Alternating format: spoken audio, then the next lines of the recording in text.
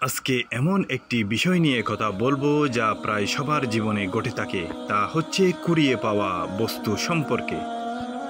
অনেকে হয়তো টাকা পায়, অনেকে হয়তো স্বর্ণ বা অনেক কিছুই। যদি আপনি কিছু পান তাহলে কি তা গ্রহণ করতে পারবেন?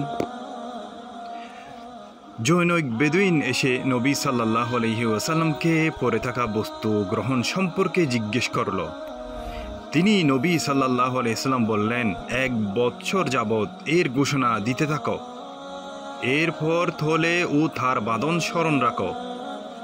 এর মধ্যে যদি কোনো ব্যক্তি আসে এবং তোমাকে তার বিবরণ দেয়, তবে তা দিয়ে দিবে, নতুবা তুমি তা ব্যবহার করবে। সে বলল, হে আল্লাহর রসুল, হারানো বস্তু যদি বকরি হয়?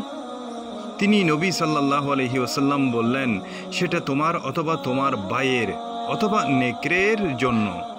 সে আবার বলল, হারানো বস্তু উট হলে? নবী সাল্লাল্লাহু আলাইহি ওয়াসাল্লামের চেহারায় রাগের ভাব ফুটে উঠল। তিনি সাল্লাল্লাহু আলাইহি সাল্লাম বললেন, এতে তোমার কি প্রয়োজন? তার সাথেই জুতার নেই খুর ও পানির পাত্র রয়েছে, সে পানি পান করবে এবং গাছের পাতা খাবে।